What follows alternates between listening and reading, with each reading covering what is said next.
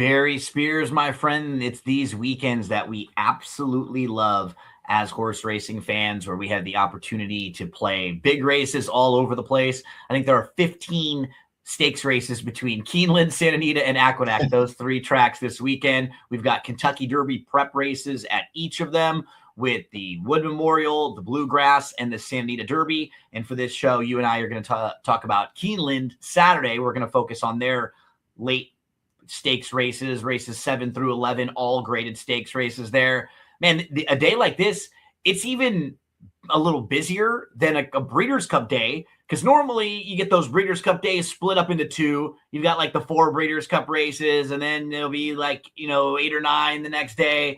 This is different because you are all over the place, like action for a few hours. Yeah, it's definitely rapid fire going on Saturday. I mean, it's just race after race, and they're all good races too at all three of these tracks. And I think it's just an opportunity for horse players to kind of capitalize before the Derby, and then carry some momentum that way. Couple things to mention. Past performances available for all the tracks that you need this weekend. Keeneland, Santa Anita, Aqueduct, they're all good. And then if you are someone who's a contest player, you can try to get qualified for the Keeneland Grade 1 Gamble this weekend at ExpressBet. There's $500 qualifiers there, and there will be qualifiers for a bunch of different things happening at Keeneland now. When you head on over to ExpressBet, make sure to check those on out. Barry, my friend, we're going to start in race number 7. We're going to go through 5 graded stakes races on the card. But I can actually mention that the first horse we look at, BU, is not going to be running in the Commonwealth. BU was entered in the Commonwealth, and the Carter will be running in the Carter. I thought he would have been a major player in here. He's probably a player in the Carter too. But in this race, you take BU out. And I think from a starting point, you got to start on the outside with Saudi Crown. He's a Grade 1 winner. He's a horse who's certainly classy. If you look at just speed figures, you can see even at 6 years old, he was still capable of putting up 101 Beyer. Now, his most recent race was just in a field of 4. So you want to kind of take it with a grain of salt, but he was really good that day. He was impressive. He did what you wanted a horse to do coming back off the bench like this. And this is a good spot for him. It's a softer group than, where he's been at his best. He can show speed. He can sit off a little bit going 7 furlongs. He's drawn really well to the outside for that. And in this particular race, Barry, there's not that much early speed. It's like him and National Identity. It looks like it's those two kind of picking if one wants to go and the other wants to sit. So, he's going to be a pretty short price. And I think you take BU out, who is in good form and is a horse who could kind of like maybe move into it. One of the other major players is Crazy Mason. He's a stone cold closer. So while I respect his class in a spot like this, I don't know if he gets the trip he needs here. Yeah. I said this to somebody earlier today, actually. I was like, if Saudi Crown doesn't win this race, he might not win again. This is as good of a spot. You're right. Like, it's just a perfect spot for him with all the circumstances. He has no excuse here. I mean, he's the fastest horse on paper, the fastest horse that's going to get to the lead, and he should dominate this event. If he doesn't, a horse like Crazy Mason does have the back class, but the trip is such a problem. But he is better than all the other horses in this race. Maybe Multitask might have a shot, but he's another one that likes to come from pretty far back. I mean, it's really Saudi Crown's race to win or lose. The only horse that I gave a case to would be the 5, National Identity, because I'm just wondering what the pace looks like. If this horse goes or early because he's coming out of some sprint races and maybe Saudi Crown tries to sit off, or if Saudi Crown goes and, like you're pointing out, he's not quite as good as he used to be and he just stops, this is the horse that's going to be closest to him and could at least take advantage. And maybe because he's coming out of some of these New York bred races, we don't really know how good he is sometimes, because when you beat up on these horses that you're better than as a heavy favorite. So he was the only one to me that I could even try to build a case for. Once BU got scratched, I thought he was sort of the interesting horse in here. And him being out and the way the race shapes up, unfortunately, it does look pretty straightforward on paper. Yeah, you're a lot better than I am because I couldn't get to National Identity. He's really run one good race, and it was a complete setup. Um, but all his rest of his races have been okay. You know, he's not a bad horse by any means, and this is certainly a test for him, especially class wise. If he can pass it, that'll be great. But I just find it hard for him. And You know, even let's just say he gets in front of Saudi Crown. I still don't know how he can actually win this race because Saudi Crown is just as fast, if not faster. I mean, it's going to be a hard task, but you're definitely right. He should be the beneficiary of anything happens to Saudi Crown up front. But this race seems really lopsided. the a problem is I think it's one of those it's instances where he looks better because there aren't other really good alternatives, Yeah, right? no, So I like, mean, and TrackMate that's has that kind of sort of talent, but hasn't shown it in a while. yeah, and the So issues of with the layoff and then coming back since he's been fine, right? He's another one who like he has that one pretty big race, then some other okay races, and I'm worried with National Identity too if he's just going to be shorter, like a shorter price than I want to take in a race like this because sure, he looks like the second or third alternative if you're going right. to go against Saudi Crown. So, yeah, I wish it was a little bit more interesting of a race to get things started. We both have a hard time getting around Saudi Crown. I'll maybe give a little bit of a tip to National Identity in the mix too, but it's even hard for me to see the race setting up for Crazy Mason here. So yeah, and I couldn't really find anyone besides them. Those obviously logical ones. So Yeah. maybe not the most interesting race of the pick 5 sequence, but this next one, the 8th race, we have a really sharp horse in here who had a tough beat last time out. That's Sister Troyen, who we can start with. Now, I wonder because she's facing some of the same rivals that she'll face again. Lion Lake, Storm's Wake, Spirit Doll, they're all back in here. Sister Troyen is the 9 in this race that we're watching. She's sitting a great trip. She looks like a winner most of the way around this track. And I do wonder, like right about here, if they thought she was home free and just Yeah.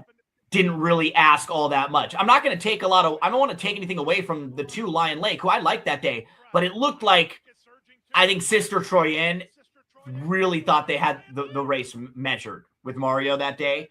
And you're going to get a jockey change coming out of that. So I wonder if the connections also felt that way too, or, because Mario had been aboard her for every race in her career prior to that. And he had done a really nice job aboard her. I mean, she was winning races really easily. He was just putting her in the race a lot. I do think that might have been a little bit of just overconfidence, thinking that they had the job done. And I almost wonder, like, I just, the same sort of field this time back. Like, I think they're going to be really adamant about not getting lazy towards the wire there.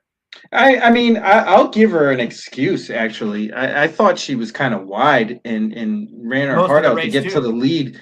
Yeah, and ran her heart out to get to the lead and kind of faded. Just ran out of gas late. But I'm excuse me. I'm This trying is a to. tougher race than that field. It's the same sort of foes, and then you add a couple others that are pretty tough in here. So it's not going to be it's not like it's going to be easier for her than it was last time. She's still got to face those 2, 3, 4 horses. She's a little bit wide, and she's got a couple other, like right next door, Imagination the Late. I'm actually kind of surprised they're turning her around this quickly after that effort. Especially the 2 times, her last 2 races, she was kind of wide both times and ran winning races both times. I don't know if this could spell just her kind of coming off form a little bit. Especially in this race. This race is kind of loaded. Winners or at least the winner of this race could come from anywhere. I like horses that didn't run in that race that Sister Troyan was in last time. Here Comes the Bride. I do like Just Aloof off the layoff here, the 7 for Chad Brown. That race they ran out in California in the Jimmy Durante was pretty good against a pretty decent field. A full field of 11 that day, and this horse kind of outran him. got to the spot and just ran away with it. I think the same sort of trip is in order here. Flav Pratt loves to place horses in the right spot, and I think they can get the trip. I think the layoff is going to scare a lot of people, but this is Chad Brown, remember. And he does unveil horses like this on days like this for a reason. And I think this horse has some upside and potential in this race in particular because of the trip they will get. The 7 came out to the West Coast looking for a little bit of firm turf, caught that in the Jimmy Durante, was a nice winner of that one. Couple that I want to mention, because, yeah, I mean, I respect Sister Troyanne. I think she's the horse to beat. Completely agree with all that. But, man, there are some interesting horses that are just going to be better prices than her in here that are lightly and a lot raced, fresher. And a lot fresher. Lightly raced. Maybe we haven't seen as much of them, so they have a little more upside, right? Those horses who are just behind her, I don't have a problem with a lot of them. The one that I like that I did want to mention was the 4, To a Flame. I think you can watch this horse's most recent race too, and it's really impressive.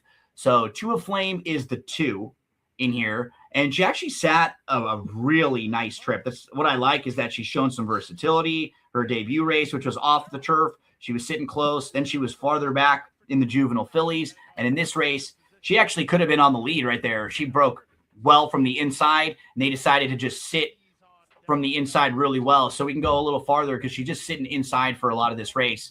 But right here, she's got to make a decision, right? She's got nowhere to go still. And there's a little bit of room in between, and she's able to push through. And then as soon as they ask her here, man, she just kind of explodes. And I thought this was an extremely impressive performance for her. And remember, this was her first start since August of last year. Right. So she probably needed that race. She has a right to step forward off of that. I just thought that was a really good performance, Barry. She's one that I wanted to include and have her in the mix too. Yeah, absolutely. You know how I like when horses come off the bench running, and that's one of your angles right here. Exactly. That's what To a Flame did. Another horse who did do that as well, that will probably be under the radar, who I like quite a bit, is the 1 Spirit. Absolutely. Well, again, remember, Barry, because we've been following her because she was in the races with Sister Troyanne. She was actually supposed to race against Sister Troyanne in January. She didn't. She missed about a month of training. You can see it in her works right here. So from December the 27th to January the 30th, she missed. She didn't have any works. And then she took a little while to get back going. I think she needed that race last time out, and she still ran really well after not having raced since October and being really wide. It's going to be a totally different trip for her here, saving all the ground inside. Yeah, absolutely. And she's kept good company the whole way. I mean, the 2 wins that she has, the Our Page was a pretty good win. She came back in the Here Comes the Bride and just got a pretty poor trip. Yep. 3 wide the whole way. Looked like a horse that needed it. I think they're sitting on a little something here. Safi really does pretty good with his turf runners in general. And this one's definitely going to be flying under the radar quite a bit.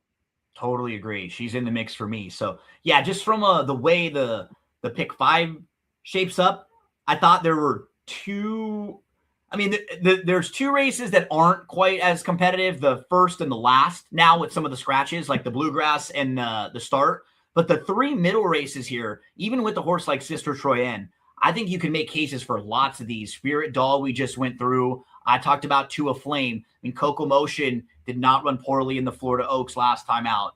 Counterbalance. Lake, right? Storm's Wake, Lion Lake, they were just behind Sister Troyanne, and Lion Lake just beat Sister Troyanne. You mentioned just Aloof.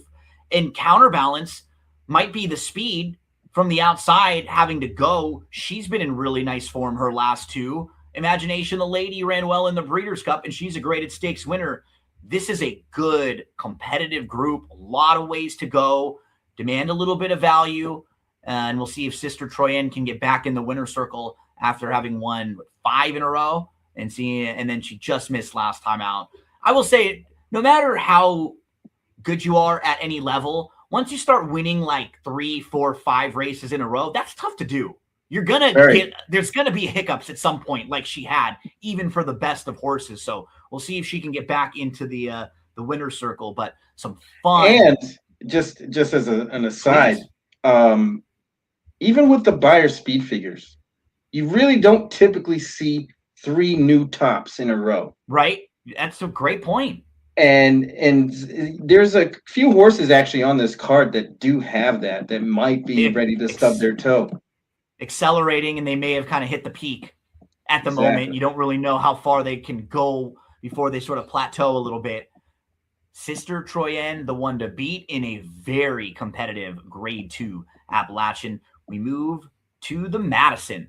This one's really interesting too. You have some of these newly turned 4-year-old fillies that, man, they could have awesome years. You've got Eclatant, who earned a 104 buyer speed figure when she came off the bench and she beat Nick Style. She's been a really good sprinter. She's a graded stakes winner. You've got the 4-year-old Clico, who's going to make her first start at 4. She is a grade 1 winner, multiple graded stakes winner. She ran really well last year in the Breeders' Cup Distaff when she finished 4th, and she actually broke her maiden at Keeneland going 7 furlongs. So she can absolutely get this trip. Ragtime is a graded stakes winner, grade 1 placed. She's never run a bad race, and she could get a really good setup in here going 7 furlongs at Keeneland. This, if you're just talking about a horse going the 7 furlong trip, she might be the one that's like best suited for 7 furlongs of any of them. Then we got the 2 speed horses right next door to each other who are going to be short prices, but they both want to go. Grand Job and Our Disaster. And to make it even trickier, Mystic Lake on the outside, she's really quick, but then add another wrinkle, Mystic Lake and Our Disaster are both Safi Joseph Jr. horses. So they're probably not going to battle. The way I was kind of reading into it when I was reading some of the DRF article previews is it almost sounded like they wanted Our Disaster to be able to stay outside of Grand Job. They want to kind of keep Grand Job pinned the way that it seemed. So they could have like Our Disaster going and then make sure that Mystic Lake is kind of sitting right behind them. So Grand Job has no choice but to try to go. I'm fascinated by how this race is going to shape up with like those 3 horses, really, the 5, 6, and 8 pushing each other early. Because if they go quick, then like any of the inside 4 horses I mentioned could win the race. Yeah. You know, there's a lot of cat and mouse going on. This can unfold a lot of different ways. But I think what the overlying kind of theme is here is the outside horses are going to go. Yeah. And that makes all the difference for me because I do like Clico here quite a bit coming off the layoff. This horse is training well coming into this race.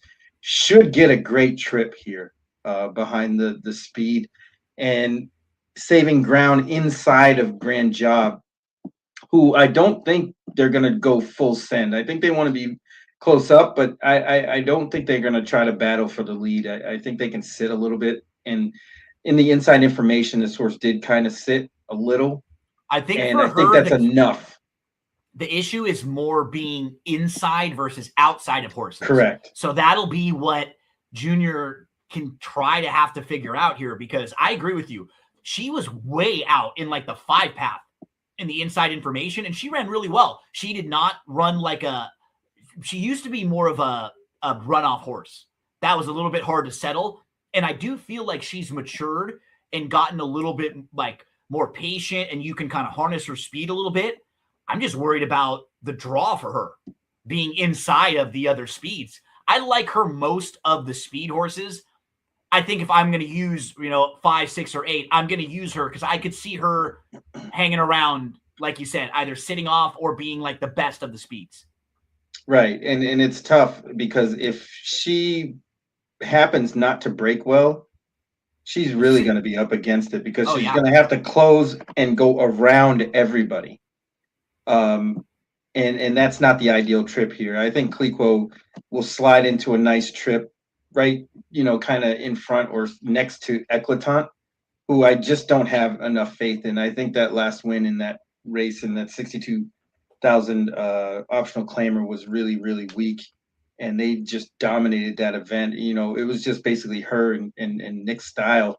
And which is funny because because Nick Style you see in the running lines for a couple of these other fillies, she's not quite as good as she was earlier in her career, but she may not just be not as good really as we kind of thought. She kind of is one maybe that also hit a plateau. You can see she's run second 4 races in a row.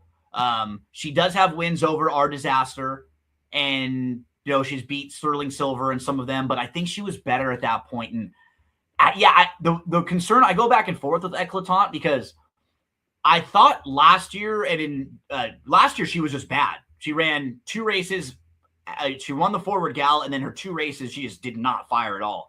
The sprints before that were good. I thought she was better than her speed figures then, and now I'm like, oh, that was too high of a speed figure last time out. She's going to regress, right? The main issue I have too with her is like the draw. She sat a really nice trip, kind of outside, was able to move to the front. She may be a little farther back than normal in here, and with the inside draw, like it's not going to be easy for her.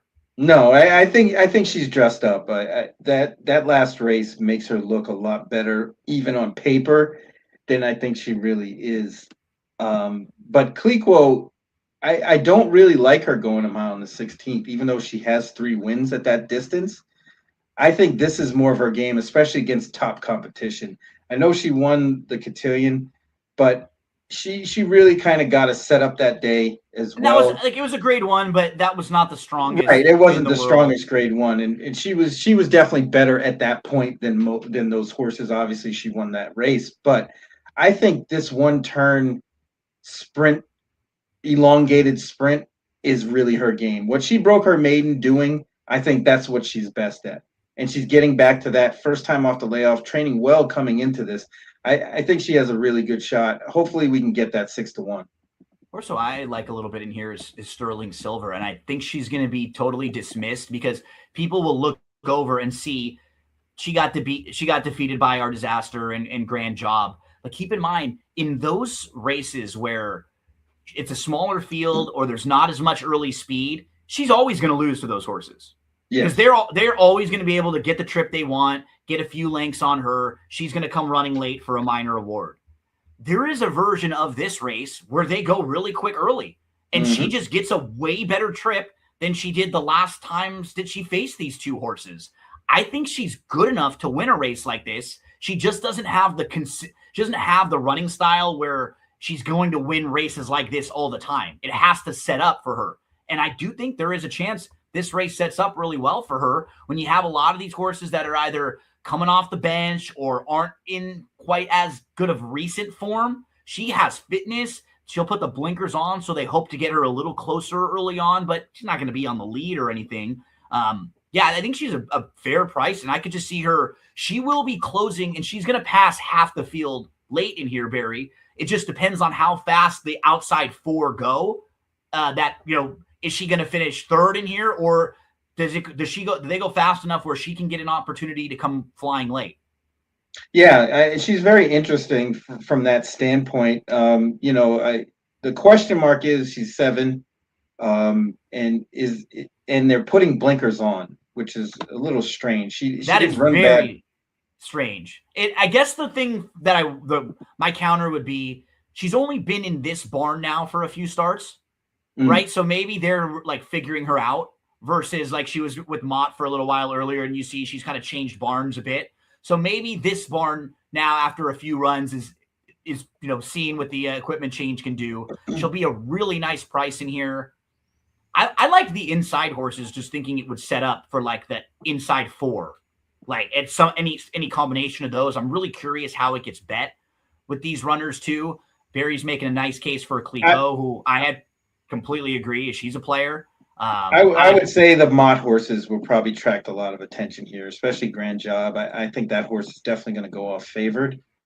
And they complement each other really well with their running. I like Ragtime a little bit better just because the setup is there. This horse is running pretty good out, wherever they showed up. I mean, look at the first 3 starts at Saratoga, and then the 4th one in the Dogwood.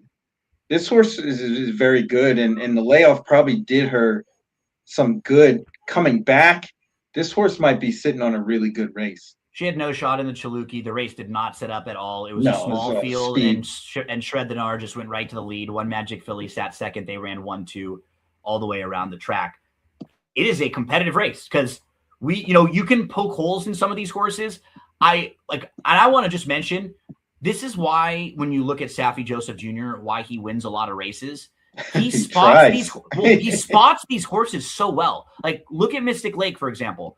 She wins. You and I were at Gulfstream in 2025 in January when she wins the Inside Information. And coming off of that, a lot of people would say, okay, now I've got one of the best filly mare sprinters in the division. He went in the Madison. He went in the Derby City Distaff. And after that, he said, you know what? I'm going to put this horse in a lot softer of spots. And look, following that, he has not been in any graded stakes races, but she has just rattled off win, $100,000 purse, $100,000 purse, 250, 150, wins all of those races, finishes third in the Sugar Swirl, comes back with a stakes win and another handicap win. He puts the horses where they're going to be short prices. He did this with Skippy Longstocking for a couple of years. Yeah. Right? And like some of the horses you try against tougher and you take a shot, and then another horse like this, she's earned $1.5 million and won 13 times. And she is honest. Like, she's not just a slouch in a race like this. It's just she's not been facing this type of company recently. So I just think she's going to be a little bit overmatched, but she's pretty cool. You can even say that she's gotten better since Copian hasn't. So you see that Derby City Distaff and see which everybody has gone since that point. She's gotten better, even though she hasn't been running at top level. She's still winning stakes races and beating horses that she should beat. This is a little bit of she fits here. She fits in this class. 20-1 is a huge stretch. I mean, if that's the price at post time, I'm gonna have a lot worse for 20-1 shots than her, right? Absolutely. But that's what makes this race so tricky. It is competitive. There isn't the one horse that scares you. No, not at all. But anyone of 6, 7, 8 could even win it, right? But I think Praying would be the one in the field that would be a little bit off the bench, just not quite sure how good she is yet. And she hasn't raced since November, but she ran a couple back-to-back races last year that were good. She's won at Keeneland.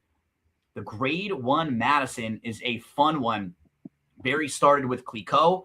I think the 2, Sterling Silver, is very interesting. We both respect Ragtime for Mott coming from off the pace.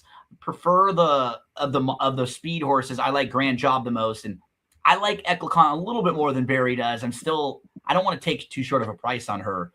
This is a competitive, fun race, the Grade 1 Madison. Let's move to the Shakertown. This is perhaps the most competitive race on the card, maybe the best betting race on the entire card on Saturday. 5.5 furlongs on the turf. Barry, you love turf sprints. We've got my boy Prince, who has been so good as a sprinter since they've cut him back to a turf sprinter. Horse like It's Bourbon 30 is in a really nice form. Nothing wrong with those last 4 races. Yellow card, If I Could Find You Now, Things Would Be Better. Yellow card coming off the win last time out in the Clocker's Corner. This is a horse who's certainly capable of winning turf stakes. That race where he was second behind Reef Runner looks really good now after how good Reef Runner got over the last year or so. Bear Runner has speed in spots like this. Then you have a group of horses that are coming out of the fairgrounds turf sprints, usually wrong, hard-headed, and Mondo Gets Buckets. A lot of those horses make sense. Litigation has become an absolute monster, but he got really good setups. Look at how fast they were going in those last few races. Those insanely fractions. Fast. Yeah. They'll probably be going fast here, and it'll be contentious, but not that fast. That was absolutely flying. No Nate Hudson. He's not consistent, but then he'll pop up and win a race like this at 8 or 9-1 every now and then when you forget about him. And then you've got these fast, sharp horses all to the outside. Reads a Rolex, never runs a bad race, but he's got to deal with my boy Prince and Litigation, who were just better than him in his last couple. He's got to go a little farther. And right to his outside, Shiesty Joe over here, he's going to be flying early on. He can't really sit off the pace all that much. He's got to go. And usually wrong, he's way out wide. He's probably got to fly from the outside too. So Another instance, we were just talking about it in a dirt sprint race, but this is a turf sprint where we have a couple speeds drawn to the outside. Oh yeah, this is going to be a great race to bet. I mean, honestly, the favorite's got to be around 3-1, right? Yep, 4-1 litigation on the morning line, and I respect litigation. I think coming off the big figure, the good turf sprints, but if this horse is like less than 3, there's just no thank you. way more fun alternatives in here to go to. And I get a little nervous with horses. Like, he ran well at Keeneland back in October, but he certainly stepped his game up at Gulfstream over that turf course. Sometimes horses just like the certain turf courses. So I don't want to take too short of a price on him while also respecting him here. Barry, who are some of the horses that are on your radar? Actually, I was thinking about throwing one downfield here. Let's do it. And the 3, it's Bourbon 30. Boom. Is real interesting to me. Let's do it. This horse, once they broke their maiden back at Ellis August 1st last year, this horse, basically they figured this horse out, I think. Yeah. They know this horse wants to go 5.5 on the turf. Now, you see that the horse's last turf race was November 7th at Churchill in a win in a pretty decent field, beat GT 500 that day, and a couple others that are notable.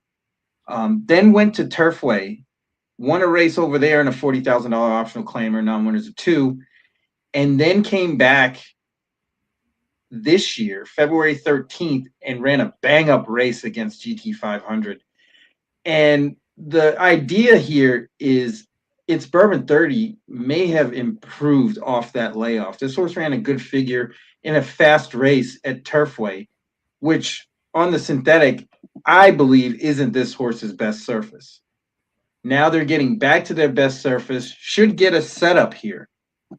Also, and sit a good trip. If they were out a little bit wider, it might be a little tougher, but I think breaking from the 3-hole will put them automatically in a good spot, especially, when they turn from home, and hopefully they can get first run. But I like them at a price here. Second start back as a 5-year-old, back to the turf, a player in a competitive race. It's Bourbon 30, one that Barry mentions. So I want to start with the 7, Mondo. Let's get some buckets here, Mondo. Yes. I like that horse too. So, if you're looking at Usually Wrong as a horse who's a major player in here, Mondo Gets Buckets has been behind Usually Wrong 3 times. Those are his only 3 grass races. And what's really cool is in each of those races, he's improved. In each of those races, he's gotten closer to Usually Wrong. And this race should set up way better for him with more speed to chase. And I think, Barry, he's the type of horse who people may just dismiss. They'll look at him and go, oh, yeah, Usually Wrong beat him a few times. He's not quite that good. I could see him being like 15-1 in here, floating up a little bit. Like he's not got the big connections. He doesn't look as great on paper as some of the horses with the. He doesn't have any wins on the turf, right? I think that's going to turn people off and raise his price. He'll just look, but he's only got those 3 starts. And then just from a class standpoint too, like you look back in November, it's not a bad effort behind Roll-On Big Joe, who has been awesome. It's my buddy here, Big Joe. Yeah, he's been great. Won 3 really good races in a row. I think he's pointing to the Count Fleet. He's going to be a top contender in there. I think that's next weekend at Oaklawn Park. So, yeah, I like horses like this who, in a wide open race, he's going to be double-digit odds. I don't think a lot of people will land here. I feel like he can run better and get a better setup in here. Mondo Gets Buckets. Who else in here do you want to mention or take a look at? My boy Prince is the other one, and absolutely. I'm just afraid that this horse might get bet down to favoritism or close to it. Every one of his sprint races have been very, very good. Lost to Patches O'Houlihan, AG Bullet, litigation, obviously when he was at the top of his game, and then wins the Turf Dash, goes over to Tampa and wins that. I think that was a real good confidence builder for this horse. That field wasn't all that bad. Obviously a little bit lesser than what they're facing on Saturday, but I think this horse can get the trip. Jose Ortiz signs on, and he likes to get aggressive and get into the race early. You can see when he rode this horse before, he was trying to get him close to the pace. So I think they're going to try that again. And his body of work against the horses that he's been running against is much better than everybody else's. I'm just afraid that the public's going to jump on that and bet him down. Yeah, I could see him being like 7-2, right? Something like Yes. that in that range. And because on paper he just looks so good. He's going to go third start of the form cycle. This is such a cool horse because you just don't see very many running lines, or when you're looking at the past performances where you go from 1.5 miles to 5 furlongs, or you have a horse who can run really well at 1.25 miles, and he broke his maiden at 5 furlongs on the synthetic. I just have always been a fan of when they've cut him back to the turf sprints because he has that natural early speed, but in these races he can finish. And when he goes a little bit longer, you just kind of put him on the lead and you hope he gets loose and you hope he catches a field. These races he can sit, he can finish. He is, I think, can be like at the top of the game as a turf sprinter. My boy Prince, he's definitely going to be in the mix for both me and Barry. And then one other that I wanted to mention was Yellow Card. Yes, Yellow Card. Like I pointed out the Reef Runner race that just looks really good on paper. The way they rode him last time out, it was almost one of those blessing in disguise things. He had a bad start. He was like a little bit of traffic, and so they just grab a hold of him. He's dead last. He's about 5 lengths off, and they just tip him out at the top of the lane, and he makes one big run. That might be the best way to ride him because he's shown a talent and ability. Sometimes they would move a little early with him and he would get nailed or he would get nipped. So I wonder if they may have figured things out with him last time out. Pratt jumps aboard. This is a fun betting race. I mean, you can make cases for so many of these horses as we go through. Barry and I have picked a few of them out. David likes No Nay Hudson when we preview this race. Like, he's the type of horse in this type of a race where you kind of forget about him, and like because he's not all that exciting. He's a little bit older now, but then it's like, oh yeah, he could get a pretty nice setup in here. He's got races. I mean, he's been stable there, so he's been there for a long time. He's probably familiar with the turf course as much as anybody can be, and like you said, should get a nice setup, especially from the outside. If Rosario can keep him in contention instead of dropping all the way back, he might have a really good shot to win. And he doesn't have like the gaudy speed figures, but when you look at the horses that he's been competitive with, he's solid because you see the races where he's beating No Balls, where he's not far behind Reef Runner and Motorious. Those are all solid races, good company lines. Just because he doesn't have the bigger speed figures doesn't mean he can't compete in here. A really fun renewal of the Grade 2 Shakertown. This one's going to go as race number 10. So yeah, the pick, it's not an easy pick 5 sequence. There's one, the first race looks a little bit straightforward. The next couple races are really, really challenging. And then we get to the Bluegrass as we turn the page, looking for Kentucky Derby points here. We need to mention that the 2 class president is going to be scratched out of this one. We just got that news earlier today. So that makes this race a little smaller, changes the complexion. We also heard that the 9 Otino is going to be out. So it's going to be just a field of 7 here in this one. And then earlier in the week, Barry, actually, I guess it was last weekend, Paladin, who was at the tip top of a lot of people's lists for the Kentucky Derby, he was pointing to this race and he got injured. He's going to be off the Derby trail. So this race did take a little bit of a hit from a quality standpoint over the last week with a couple of the major contenders coming out. Now we have to start with Further Ado, who won a race at Keeneland by 20 lengths back in October. He earned a 98 buyer speed figure that day. Since then, he's been solid, but just more solid. Ordinary. Not like, oh, wow, 20-length winner. He ends up winning the Kentucky Jockey Club, and then he finishes second in the Tampa Bay Derby. And that race looks pretty solid now when you have the Puma, who just came back and ran really well in the Florida Derby and earned a 100 buyer speed figure. So I can understand why anybody, would start there. It looks like it's him. And then you have a real wild card, Reagan's Honor, who he's fast. His maiden breaking score was pretty good, but his second win was really good. He went fast. He kept going. And that was the race that, you get a big speed figure like a 96 and you look like you're a type of horse who could win a race like this. And on paper, it's a pretty good spot for Reagan's Honor because it really does look like it's him and Creole Chrome to his outside trying to get the lead. So for a horse to need to pass a test like this, it's a really good spot for a speed horse, only having maybe one other real speed horse to deal with.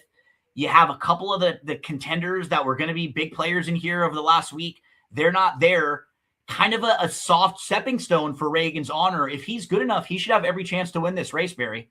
Yeah, absolutely. I mean, honestly, Creole Chrome is the only horse that they really effectively I do that too. I call horses people and people horses all the time.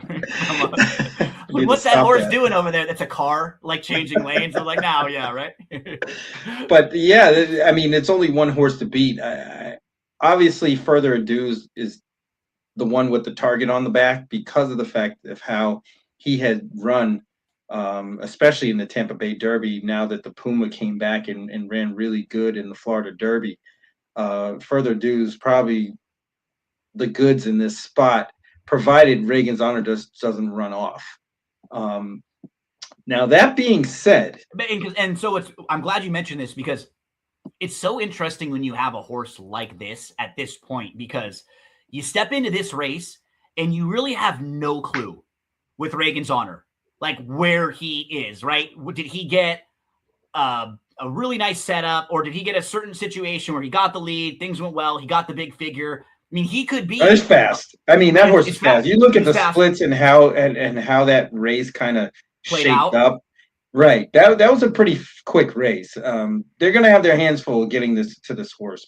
I think Further Ado can do it, but if Creole Chrome can hang with Reagan's Honor for any amount of time, I want to give a slight outside chance to the 3 Great White.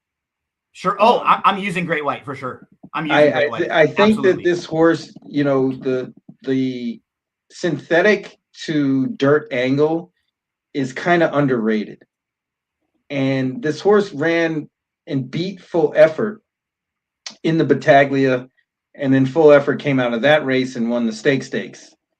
This horse didn't get an outstanding trip in the Battaglia and still won. They were pretty wide the whole way. Gets good post relief here. I think this horse can show up, and I mean first or second. I'm not really sure which one of the two, Reagan's Honor or Further Ado, is just, probably will run well, but just not, come over the top. Obviously, one of them's got to win and one of them's got to lose.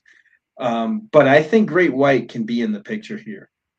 I completely agree. Especially now with the way you look at this race, he's an unknown. He's a little bit of a wild card. But the speed figures on the synthetic surfaces are just generally a little bit slower.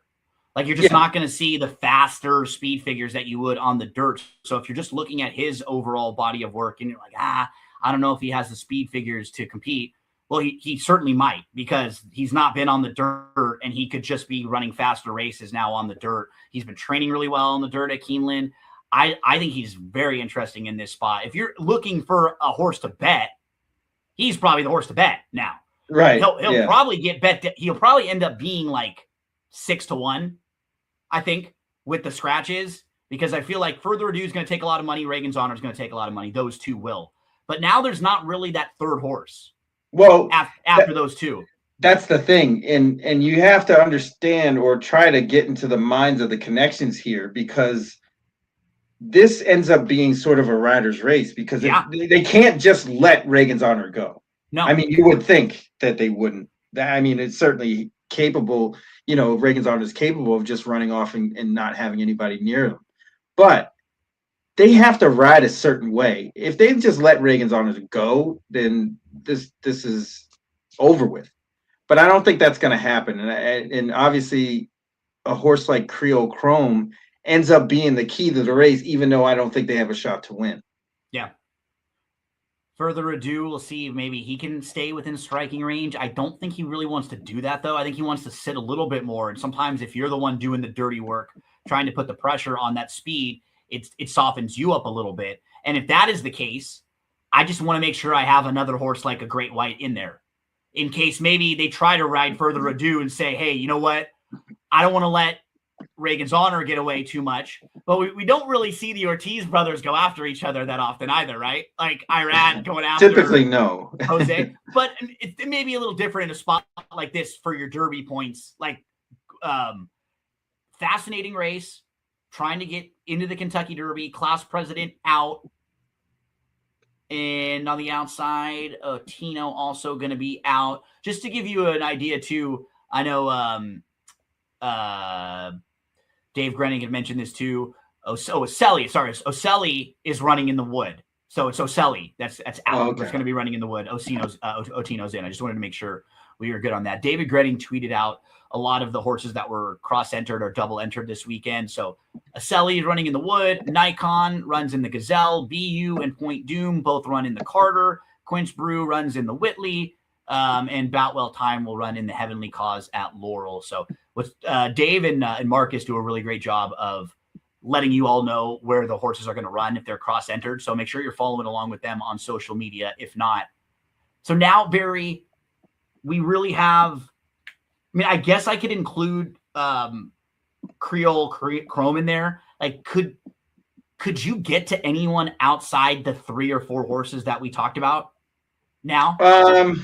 Maybe talking. Mm-hmm. I don't like him, but I guess if we're looking back after this race runs on Saturday, would it be the biggest shock in the world if he was standing in the winner's circle? I'd be less surprised if it was him than if it was the 8 or the 9 in here. Yeah, the 9, was one that I would give a really small chance to. Obviously, this horse is pretty bad, well. Right? Yeah, the first 2 starts aren't bad, and this horse is pretty well bred. And then he just got outrun last time. Mm-hmm. I could see that horse making some noise. On the front end, right? Like, you can get to this horse and say that last race, no shot. Horse got out to the front end, just crushed that field. Distance shouldn't be an issue either because he's proven at 1 1/8. Maybe the blinkers help him, for these connections. So, yeah, I just do look at this race, though, and think it really feels like Further Ado, Reagan's Honor, which of the 2 of them get the better trip, and then I think the wild card is Great White. Yeah, of those.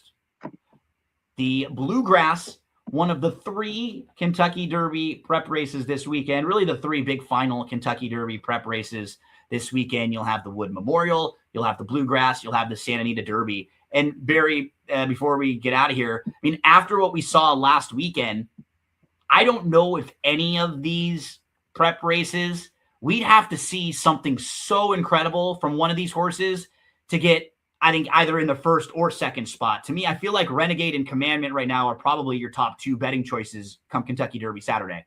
Yeah, easily. At this point, yes. Hopefully they make it to the race, because if one of them doesn't, that'll just kind of turn things in a weird direction. Only because of the running styles of the horses, but we'll see. I mean, I like the Pumas race, so if Further Ado runs well here, that'll upgrade him a little bit, and we'll see. This is going to be a really interesting Derby season for sure. Make sure if you have not been, you can follow along with the Derby Watch shows that come out every week. David Aragona and Dave Grenning go through all the news. They recap the races from last weekend, preview anything that's ahead. And right now, David puts out what he thinks the morning line could be, or what the odds would be if he was making him for the Derby. He has Renegade at 7-2, Commandment at 9-2, Chief Wallaby at 10-1, and the Puma at 10-1, right behind. So again, these are all horses that ran last weekend in the Arkansas Derby and in the Florida Derby. And over the last 20 years, we've had 7 winners of the Kentucky Derby that last ran their prep race in the Florida Derby. We had 4 that last ran their prep race in the Arkansas Derby.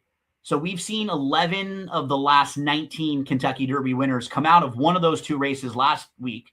And then the other group, 3 more came out of the Santa Anita Derby, which we'll see this week. I think we had 1 from the Bluegrass and 1 from the Louisiana Derby that ended up winning. And then it gets a little tricky with some of them too, Barry, because you'll have Mandaloon, who didn't really win, but got put up via DQ. and you'll have a situation where like Justify won the Santa Anita Derby, but now has been since DQ'd from that Santa Anita Derby win. Right. So like you look at some of them and it's a little bit tricky because some of them didn't actually like win their final prep and then win the Derby, or ones that, ran in the final prep and then got put up via DQ. We also have Country House who's in there too. Another one that was an actual like a DQ. So just some strange things in the last 20 years. You throw the COVID year in the mix too, when you're just kind of looking up Kentucky Derby history. Because the other fun part that I thought, like, you have to go back. And I know when we come out of these prep races, right away, we always want to be like, oh, okay, the winners of the prep races are the only ones that matter, right? But Sovereignty, Mystic Dan, Rich Strike, Mage, Country House, none of those horses won their final prep. Funny side, I know that off the top of my head. Right? I mean, you go back, you're going back to like a lot of horses that didn't win their final prep. Then we get to like Always Dreaming, Nyquist, American Pharaoh, Animal Kingdom did, Justify. But recently, Sovereignty just last year, second in the Florida Derby. Mystic Dan, a couple years ago, did not win the Arkansas Derby. Rich Strike did not win the Jeff Ruby before coming in. Mage did not win the Florida Derby. Country House did not. Country House ran, I think, in the Louisiana Derby and then the Arkansas Derby, which was kind of strange. I kind of forgot about that. He did not win. So don't fret if you like the horse or if you're following along with the horse and they ran like a good second or third in one of their prep races and they have the points to get in, because recently those have been the horses that have been winning. And man, I'm pumped, Barry. This is a fun time for us as horse racing fans with the big races coming up this weekend. Where are you going to be doing some stuff with Louis this weekend for Horse Racing Happy Hour? Talk to us about what's on the menu for you. Yeah, I'm actually going to be out at Keeneland for the Bluegrass. Awesome. Love that. Yeah, my first time to Keeneland, so that should be a good time. And, we're doing the Horse Racing Happy Hour in the morning. We're also doing it tomorrow afternoon. So definitely keep standby on the socials. You'll see it. You did a great job helping us out last week. You were at Gulfstream Park getting videos and pictures, and we also saw you sitting on the set for a few races doing some analysis there. One of the races, I think you were with Samantha, the other one with Brian. Great work, buddy. We like seeing you all over the place, and we'll be twisting your arm to send us some photos and some videos of what you're seeing out there at Keeneland this weekend. Absolutely. Barry Spears, my friend, good luck to you. Good luck to everyone on an awesome weekend in the world of horse racing. Make sure to head to the Daily Racing Form YouTube for any extra help that you need. We have previews of all of these big stakes races individually. I think David and Mike do a pick 5 for the Aqueduct. So they talk about some of the stakes races at Aqueduct and how you may want to put together a pick 5 ticket over there. Lots of great free coverage for you of these big races on the Daily Racing Form YouTube. Best of luck this weekend